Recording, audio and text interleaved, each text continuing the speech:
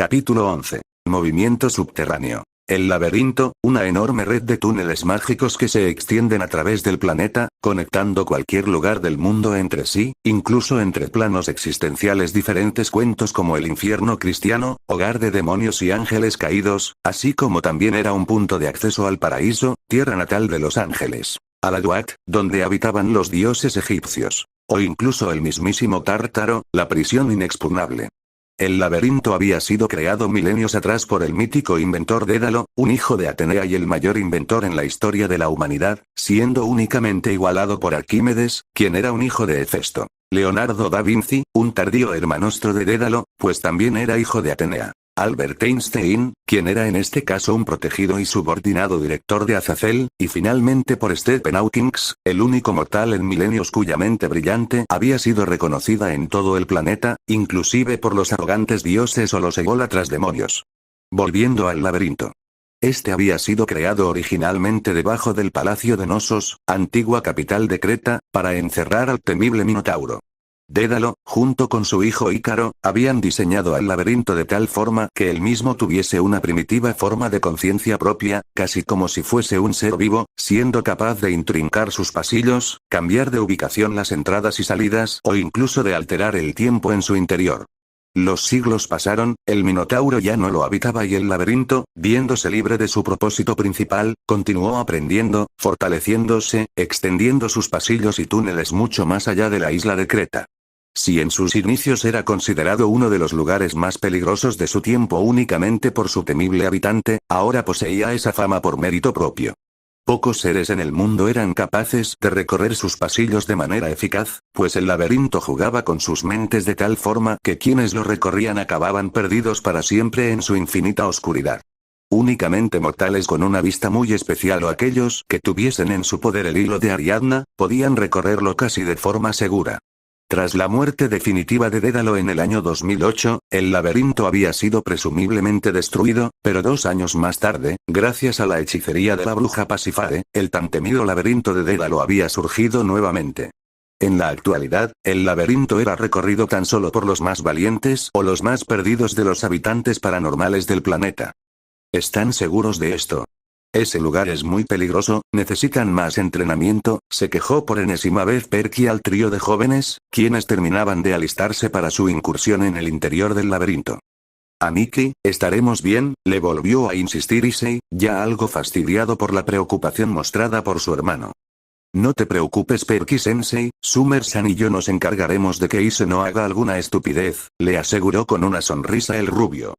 Así es, no te preocupes por nada Perky, nosotros cuidaremos al tarado, afirmó Jenny con una sonrisa maliciosa. Ustedes dos, el joven se quirrió y le dirigió miradas mortíferas a ambos rubios, quienes las ignoraron olímpicamente para gracia de Perky. Compórtense, ¿tienen 8 años acaso? Por fortuna para Issei, Annabeth llegó y reprendió tanto a Sagi como a Jenny, causando la risa de Issei, y tú, ahora lo señaló a él, no hagas nada impulsivo o estarás castigado hasta que tengas licencia de conducir. Ahora era turno del dúo rubio para burlarse, pues tenían la certeza de que el moreno, debido a su naturaleza, haría algo muy impulsivo otra vez y tendría un muy largo castigo. La advertencia va para ustedes dos también, si me entero de que alguno de los tres hace algo estúpido e injustificado, me encargaré de que hagan el trabajo de limpieza del campamento lo que les queda de juventud. Las risas de ambos murieron al instante, la hija de Atenea no parecía bromear en lo más mínimo. Todo estará bien Nanane, trataré de no hacer nada impulsivo, le aseguró Issei a Annabeth. Estoy seguro que lo harás bien Issei, sonrió Perky confiado ya en las palabras del menor. Las expresiones de incredulidad de todos los presentes, incluyendo a Quirón quien acababa de llegar, fueron demoledoras para la autoestima del mestizo y la de su hermano mayor. ¡Auch! Créeme hermanito, te comprendo más de lo que me gustaría. Tras esto, y tratando de recuperar algo de seriedad en aquel momento, Quirón carraspeó, llamando la atención de los 3 adolescentes y los 2 adultos. Ya es momento de que se vayan mis niños, dijo solemnemente el centauro, aunque podía notarse en su voz que el sitio en cuestión lo ponía nervioso. ¿Están listos? Un rápido cruce de miradas entre el trío de adolescentes bastó para saberlo, estaban listos. Bien, andando entonces, el laberinto los está esperando. Dicho esto, el centauro comenzó a caminar hacia el bosque. Los tres jóvenes, al ver esto, echaron mano a sus respectivas mochilas y a sus armas. Sagi llevaba una espada pequeña en su cinturón, ideal para combates en un espacio cerrado como lo serían los pasillos del laberinto. Como apoyo, llevaba también una daga de bronce sujeta a su brazo derecho. En su mochila, de color negro y púrpura, llevaba una botellita con néctar, una bolsita con trozos de ambrosía, un fajo de $, unos cuantos dracmas de oro y un libro para pasar el tiempo, aunque Issei sospechaba que no habría oportunidad de leerlo. Genji, por otro lado, llevaba un carcaj cargado con numerosas flechas atado a su cintura, así como una pequeña ballesta de muñeca en su brazo, la cual resplandeció un momento y luego se transformó en un brazalete de oro con cadenas plateadas. A su vez, colocó en una funda bajo su brazo un revólver dorado, el cual cubrió con su chaqueta de jean con el fin de ocultarlo de ojos indiscretos. Issei iba a comentarle que iba bien armada, pero se sorprendió más al ver dos dagas arrojadizas sujetas a sus bien torneadas piernas. ¿Cuántas armas más podía llevar esa chica?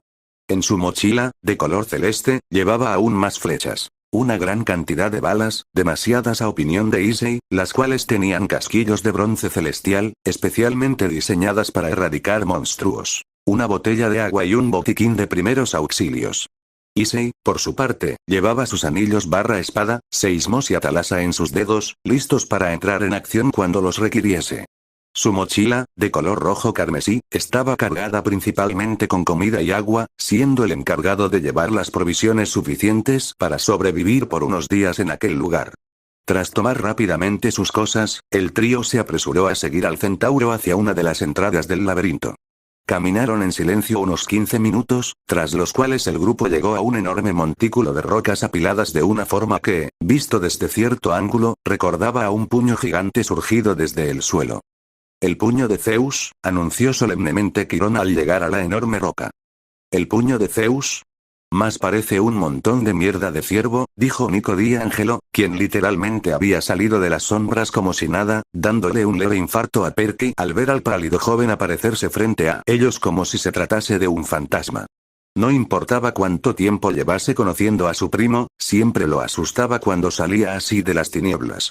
El hijo de Hades observó el enorme montón de roca con una mueca burlona, que se ensanchó al oír truenos retumbar en el cielo. «El tío Z es un dramático», contribuyó Perky, estando de acuerdo con su primo en que la roca parecía un mojón de ciervo.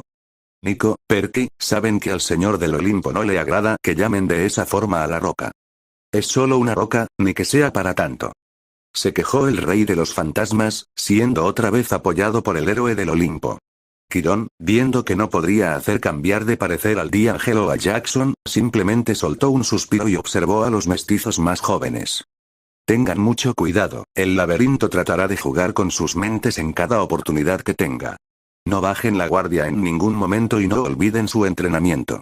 Tras decir esto, el centauro retrocedió un poco y Nico se adelantó. Espero que estén listos, les desearía suerte, pero en ese lugar no existe tal cosa. Tras decir esto, el hijo de Hades chasqueó los dedos y un túnel se abrió en la roca más grande del puño de Zeus. Una última cosa, para poder salir de ahí tendrán que encontrar este símbolo y pulsarlo. Al decir esto, le entregó a Genji un papel en el que estaba dibujada la letra griega delta, y posteriormente volvió a desaparecer en las sombras del bosque. Cuídense mucho, les dijo Annabeth tras abrazar por un momento a Issei y Sagi, asfixiándolos en el proceso por el exceso de presión en sus cuellos, acción que repitió con Genji poco después. Lo último que vio Issei fue a Perky y Annabeth despidiéndose de él. Luego de esto, todo fue oscuridad. En las profundidades de la tierra, en una cámara circular de piedra similar a una cueva que desembocaba en dos túneles semicirculares de ladrillos negros a cada lado de la sala, una tropa de soldados vestidos con extrañas armaduras negras descansaban tras una ardua y peligrosa travesía. Para aquellos capaces de sentir aquel rastro de energía conocido como aura, habría resultado obvio que aquellos seres no eran humanos ni por asomo. Para quienes carecieran de esta cualidad, la evidencia de que aquellos seres no eran humanos era aún más notoria, pues aquel grupo de hombres, que aproximadamente llegaba a la docena, poseían características algo anormales. Algunos de ellos tenían cuernos sobresaliendo de sus cabezas, otros tenían colas puntiagudas y unos pocos tenían ambas características. Lo que todos aquellos hombres compartían, eran unas grandes alas negras que recordaban a las de los murciélagos, aunque claramente se adaptaban al tamaño de un hombre adulto. Resultaba evidente para cualquiera que este grupo estaba compuesto por demonios. Todos, o casi todos al menos, de aquellos demonios se veían en condiciones deplorables. Sus armaduras estaban cayéndose a pedazos, estaban medio quemadas o cubiertas de un fluido verde viscoso que lentamente corroía el metal. Los hombres se notaban exhaustos, hambrientos y asustados, evidenciando que llevaban un buen tiempo en aquel campamento improvisado que habían formado en las entrañas del laberinto. El descontento era claro en todos ellos, estaban hartos de estar en aquel lugar donde debían obedecer las órdenes de su líder sin rechistar. Una revuelta comenzaba a sonar como una grandiosa idea para la mayoría de la tropa, pero, para su desgracia, les sería imposible hacerlo. Si se rebelaban contra su líder, lo único que les quedaría sería morir. Por desgracia, no todos pensaban lo mismo. Uno de aquellos demonios, un enorme hombre con una musculatura tan grande que resultaba grotesca, se aproximó prepotentemente a un individuo situado frente al túnel de salida que se internaba en el laberinto. Este hombre, de tez pálida a un nivel enfermizo, poseía cabello azabache que ataba en una cola de caballo desordenada pero que evitaba bloquear su visión. Su ropa consistía en una especie de vestimenta de noble medieval, siendo esta una camisa azul oscuro con bordados en oro, un pantalón café, botas negras de cuero y un cinturón rojo con gemas incrustadas. Como detalle final, sobre sus hombros llevaba una capa color rojo carmesí que le ocultaba la mitad del rostro, dándole un aire sombrío. El demonio rebelde, tras aproximarse lo más sigilosamente que pudo, levantó su hacha de doble filo por sobre la espalda del noble, dispuesto a acabarlo con un solo golpe. Haciendo uso de todas sus fuerzas, el demonio dejó caer su hacha sobre la cabeza de su amo, esperando oír el ruido de la carne desgarrándose y la sangre de los antiguos reyes demonios siendo derramada. Fue una auténtica sorpresa para él cuando, de improviso, la hoja de su hacha fue detenida por dos dedos del hombre, que ahora posaba sus intimidantes ojos violeta en el demonio, para acto seguido partirse por la presión que el pelinegro ejercía en la hoja. Vaya, parece ser que uno de mis hombres está descontento con mi liderazgo, dijo suavemente el demonio, su tono era calmado, pero no por eso dejaba de ser aterrador para todos los demonios ahí presentes, ya que te ofreciste de voluntario creo que lo mejor será usarte de ejemplo, no quisiéramos que otros quisieran seguir tus pasos, ¿verdad? Dicho esto, el pálido demonio posó su mano en el pecho del demonio musculoso, el cual se retorció por unos instantes antes de que, sorpresivamente, centenares de agujas hechas de un material rojo carmesí surgiesen de todo su cuerpo, desgarrándolo por completo y acabando en un instante con su vida de una forma espantosa. HMP, creí que aguantarías un poco más antes de morir, veo que me equivoqué. Tras decir esas frías palabras, el ojivioleta retiró su mano del pecho del cadáver y al instante las agujas cayeron al suelo hechas un líquido muy particular. Se trataba de la sangre de aquel demonio rebelde. Andando mis soldados, debemos apoderarnos de esa Longinus, es solo cuestión de tiempo para que los olímpicos sepan que estamos aquí y no quisiera involucrarme con ellos. Tras su orden, el moreno se encaminó hacia la salida.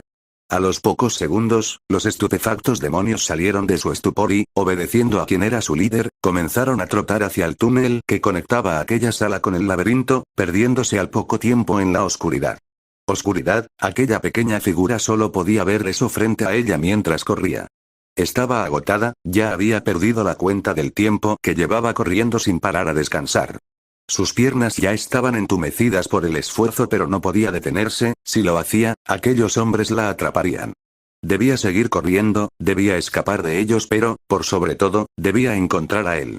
Podía sentir que estaba cerca, sentía que el momento de encontrarse con él finalmente había llegado. Era su destino. La capa que llevaba cubría todo su cuerpo, pero podía notar que se trataba de una chica. Sin dilatación, siguió corriendo lo más rápido que pudiese en sus piernas, aquella delicada figura femenina continuó internándose más en aquellos pasillos, confiando en su suerte para lograr llegar a su destino a través del laberinto de Dédalo. Debido a una pequeña brisa proveniente del túnel, la capucha de la muchacha se deslizó, dejando ver el delicado y hermoso rostro de la jovencita mientras su cabello purpúreo ondeaba detrás de ella. Estoy en camino